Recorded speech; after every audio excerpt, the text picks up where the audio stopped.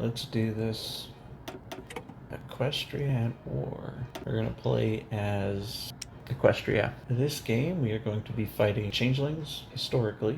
However, we're going to give them the most amount of buffs that we possibly can. So we're going to start with this, Elite difficulty. That's going to lower our production efficiency cap, research speed, increase our supply consumption, and give all those other bonuses there. On top of this, we are going to give them maxed out buffs here, which gives them all of those bonuses, and also AI production fix. So this here, the AI basically constantly deletes its production lines and changes them around. So this gives them bonuses to counter that. So they are going to get a base production efficiency of 80% because we're playing on elite difficulty. Division limiter. We'll turn off the division limiters so that the changelings can make as many divisions as they want. And finally this. Will give them AI bonuses. I don't actually know what this will give them because it doesn't specify, but it allows them to get more bonuses of some kind, so we will give them that as well. And there we go. Let's start with our national focus. There's a lot of things you could do here, but we are going to do something a little unconventional. We are going to rush all our war support focuses. So we'll start here because we need war support for two things. First, we want to get up to early mobilization as quick as we can, but we also need command power, and this is tied to war support. And the reason why we need command power is because in our decisions tab, right at the bottom, we have this decision here, military training. This is basically our only source of army XP for the foreseeable future, for years, because we can't get any army chiefs, because these are all blocked behind a focus. The same is true with our naval and air force chiefs. And they are locked behind this focus right here, which requires more than 50% war support to get. So our main strategy in this playthrough is going to be to raise our war support to the theoretical maximum so that when the opportunity arises, we will cancel whatever focus we're doing and immediately start working on this, because this is where all of our powerful focuses are. We are staying harmonic this game, which is the same thing as democratic in the base game. They just call it harmony in this mod. So we are role-playing as the friendship ponies in this. We're not going to do any civil wars or become fascists or communists or anything like that. We're going to stay as though Princess Celestia is in charge of our country, just to increase the difficulty even more. So we can't do civil wars. We're also playing no land forts, because one way we could win this campaign is if we just build a fort line of level 10 forts, and the changelings won't be able to break through it because forts are quite strong. If we started building them now for the next, several years, they wouldn't be able to break through the line, but we're not going to do that because it's too easy. So we're doing no land forts at all except ones that we can get through the focus tree. Yeah, so this should give us 10 plus 2.5. So this should get us 17.5 war support. By taking these, and once changelings start invading other countries, we can get another 5% here. So that will give us 10, so 12.5, 17.5. This would be 22.5% through focuses. And then eventually we will also get this here for another 5%, and we'll also end up sending an attaché somewhere to get another 10%. As soon as we can get above 50%, we'll drop whatever we're doing and start going down this branch here. Research next. We need production efficiency, construction, and I'm going to actually start on this as well, because this bottom branch here gives more construction speed. 5% here, plus another 5% here, and then there's resource gain efficiency and max factories in a state. So this is a pretty good branch to go down. Ready to do our part. Okay, let's organize our army now. We'll keep this one division here, because this is our largest division. 16 width. Answering the call. That's 8 width. We're actually going to delete those. Ponies at the ready. Again, this is 8 width. This unit, we'll delete those too. Ponies at the ready. These tanks, 14 width. That's still not enough. So we'll delete those. And our last two divisions are also 14 width. So we'll delete those two. Our lands We must be want a preserved. single unit, 16 width. Yeah, this is our biggest unit. So we are going to keep it and do the one division training exploit. We're going to start by moving it here, and we're going to train it continuously. There's also a reason that I'm putting it right here, and we'll see that later, right next to Counterlog. Next thing we're going to grab is our Air Force. We'll unassign the aces. I don't think there's any benefit for unassigning the aces here. I'm just kind of paranoid, and I'm doing it because I know that training airplanes causes accident losses, but I don't know if an ace can get killed in an accident or not. That's just something I've never really looked into. So I'm unassigning the aces just in case. I'll move our whole Air Force over here and train it, because we need a little bit of air XP, and we have no way of getting it other than through training. So we're going to be continuously training all of these trash planes. Next thing we're going to do is our Navy. So the thing with our Navy is that our Navy is already large enough. Equestria is one of the countries that has a sizable industry, but almost no manpower. So the problem with building capital ships, like finishing these off, is that's 6,000 manpower down the drain if we deploy just this one ship. That is a huge portion of our available manpower. I want all of this manpower instead in divisions in the field instead of at sea. Like, I don't expect there's going to be a lot of naval battles because our main enemy is the Changelings, and the Changelings don't have a very good navy. They have submarines for convoy raiding, but they're like Germany in the base game. They don't have a good surface fleet. Like, our current fleet will be good enough to defeat it, so we have no reason to deploy any of these ships and waste our manpower. So I'm just going to get rid of them, even though they're, halfway done. We'll get rid of all of these ships here. What we are going to do instead with our dockyards is refit. So what we're going to do with our refits is I only want one variant of each class of ship. I only want one type of destroyer, one type of light cruiser, one type of heavy cruiser, and one type of battleship. And the reason for that is because it lets you save XP when designing variants. If you want to upgrade a variant of a ship, if we keep all these capital ships as their own classes, then we need to constantly spend XP upgrading every single one of these variants. Whereas we can just combine them all into one type and just upgrade that one type. So we're going to start by taking a look at our battleships here. Actually, we'll start with destroyers first. What is our best destroyer? This one looks alright. So yeah, this destroyer can do basically a little bit of everything. So we'll use this as our main destroyer. Just convert all of our other destroyers to that type.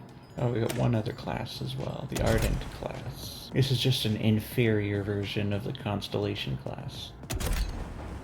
Yeah. So I'm going to do this. And now we need to decide what our Navy is going to do. Which one of these Mayos do we want? Ordinarily, when refitting destroyers and such, you probably want to design them to be anti-sub, to be escort destroyers for convoys. But we need to decide exactly what we're going to be using our Navy for this game. So, and the way I see it, is instead of making convoy escorts, we have another way to avoid our convoys getting sunk, and that's if we don't use convoys for anything. So if we make the decision to not import anything overseas and just use whatever resources we have in our own borders, then we can literally just shut down every single one of these sea zones that borders our country, and then we won't have any convoys doing anything. And because we don't have any convoys doing anything, we have nothing that can be raided. And we have enough resources, at least with the build I'm planning on doing, that we can actually do this. We will have enough aluminum to build a Air Force that's good enough to do what we need it to do. So we're not going to import anything from overseas, so we don't need to build convoy escorts. So with these destroyers, we don't need this anymore, even though this has a production output bonus. The traits that you get from this are designed to fight against subs. We don't need to fight against subs, because the subs aren't going to do damage to us. Instead, what we need our Navy for, the only thing we need it for, is to stop a naval invasion from occurring. So we will strike force in these two sea zones. We need naval supremacy in just those two sea zones, and then we won't need to have any port guards or anything like that. That is going to be the whole purpose of our Navy. So with that in mind, we're going to have all of our ships in a single strike force.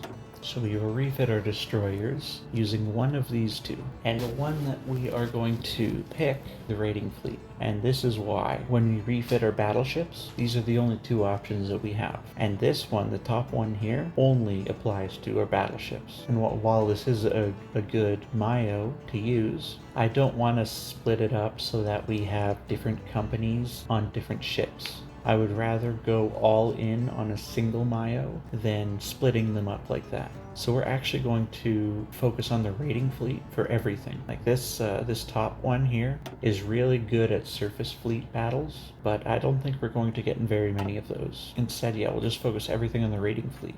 Designer. So we're going to take, even though this has a 5% production output bonus, we're going to actually take this because it will generate funds for the raiding fleet, which will unlock traits, which will apply to all of our ships. So it's a bit of an investment doing things this way. Let's do this and this. Next up, construction.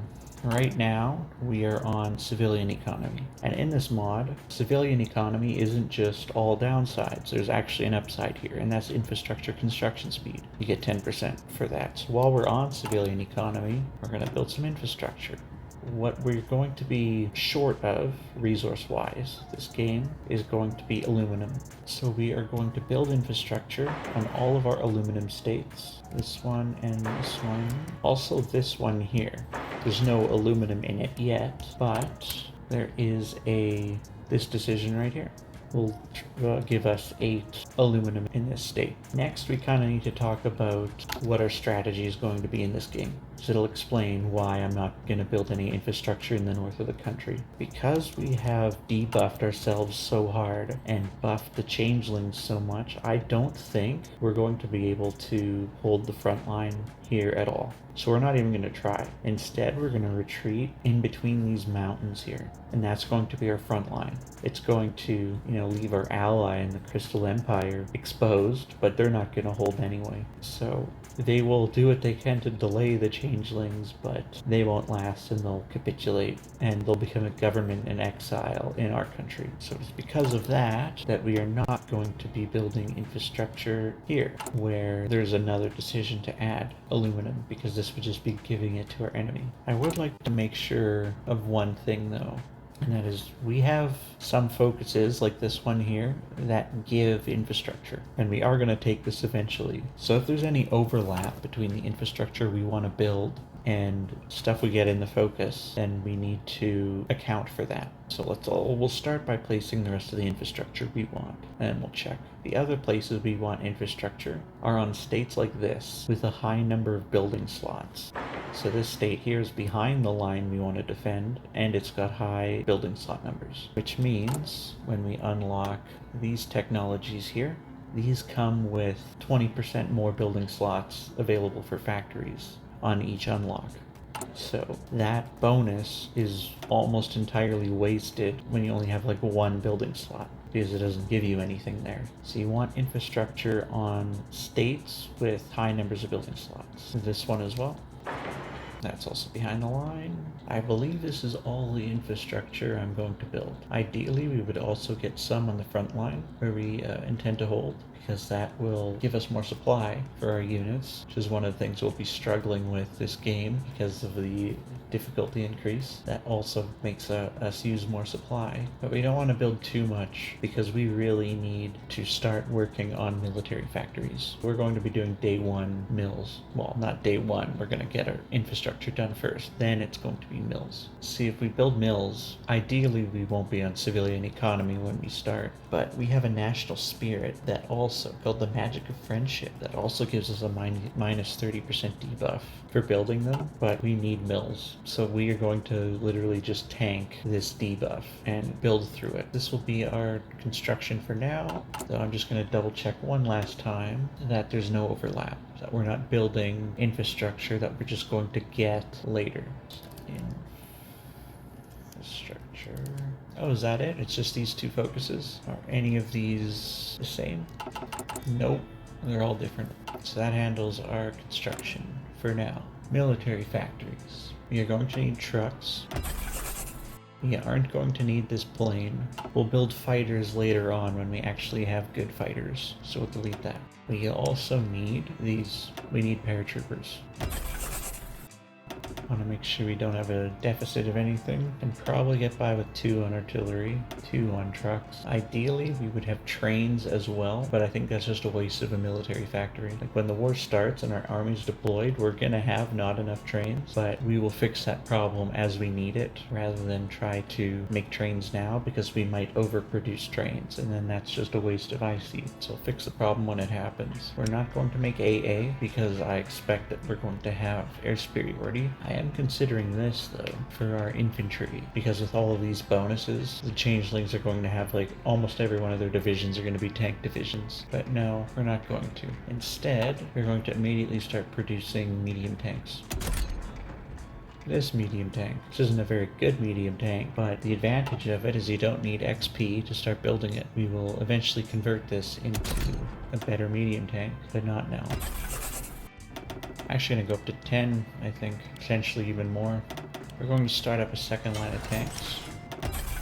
It's the same tank, but eventually we are going to change this line here to tank destroyers, and this will be our setup for now. We don't want any divisions in basic training. We don't care about either of those. We're going to attrition our air force in exchange for XP, so we don't need to produce any planes yet, and we can't make a template for those yet either. Okay, I believe that is everything we need to do. Crank up to 5 speed. Now there is one other thing we need to do. Let's collect our navy. We'll start with this. These units here, we'll group them, train. Let's grab all these units and add them to this. We want to continuously train our navy so that we can get as much navy XP as possible. We need 35 naval XP so that we can get naval refit yards to get faster ship refitting. Now that's everything though. So let's unpause. Sure, we'll accept a non-aggression pact. Yes, one other thing we could be doing as well, and we should be doing at the beginning of the game, is an agency. Our civilian factories right now are kind of useless anyway. We don't want to delay making an agency when we're actually building military factories, so let's just do it now. Set some hotkeys. Ponies at the ready. Ponies at the ready. Let's grab our planes, group them.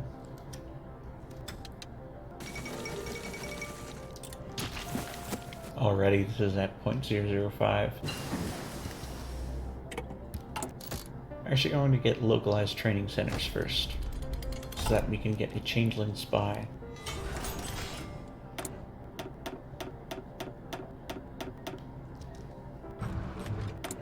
We need to save up our political power right now for Twilight Sparkle. Pretty good advisor. Now we'll continue training until we get that 35 Navy XP, even though we're out of oil. We're still getting some XP trickling in.